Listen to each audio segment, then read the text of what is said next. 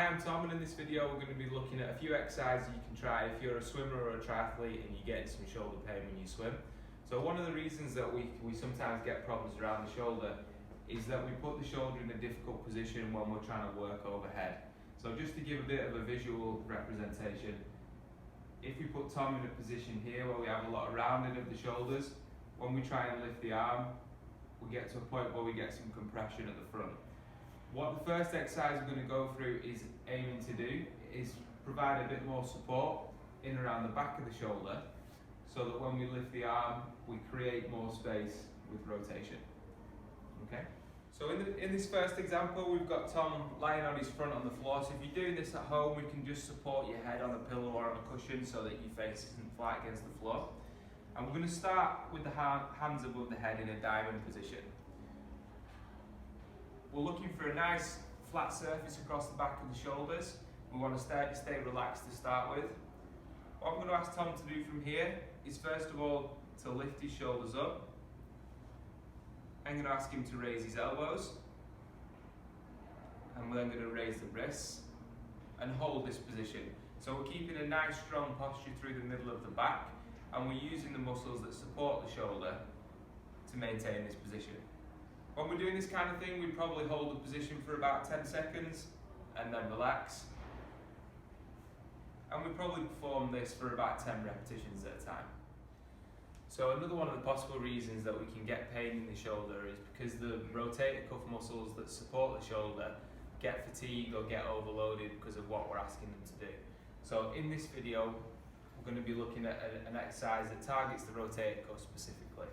So for this exercise, we've got Tom lying down on his side. He's got his head supported on something again just to make him comfortable. And we're making sure we're maintaining a nice strong posture through the upper back and chest. We're just going to get Tom to take an object in the hand. Doesn't have to be a dumbbell, can be anything, a weight of a couple of kilos that you can find at home.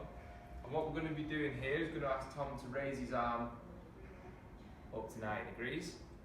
And from there he's going to perform very small circular movements of the arm. All the time making sure that we keep our positioning through the shoulder and we keep some pressure coming up through the arm. With this kind of thing, we just do it until you're starting to feel some fatigue in and around the shoulder muscles, or if you're starting to develop some pain with that. Okay, so for the final exercise, all we need is a resistance band. So Tom's got one of those for us here. So we're going to start in a standing position, and again we're focusing on that starting posture. So we want to make sure that we're not rounding the shoulders, we want to stand upright and tall. We also want to make sure we're not pinning the shoulders back, so we want to find a kind of happy medium somewhere in the middle where we're relatively neutral. From there we're going to ask Tom to place the resistance band around his wrists. I'm going to ask him to separate his hands. So in this exercise, we're again working the muscles of the rotator cuff, but this time trying to focus on building a bit of load tolerance in those areas. So Tom's going to separate his hands out and then start to lift his arms up into the air. And we're doing this very, very slow and controlled, keeping a nice, strong surface along the back. And then we're going to lower back down. If you find that you get pain during this movement at any point, we can just change the height that we lift the arms to. So for example, if we found that Tom got pain when he lifted up above 90 degrees, we just perform the exercise from here through to here and work through a range that you can tolerate. We can expect a little bit of discomfort with these kind of movements, but it needs to be manageable, so it needs to be at a level where it's not getting worse and that you feel like you could do another set at the end of it.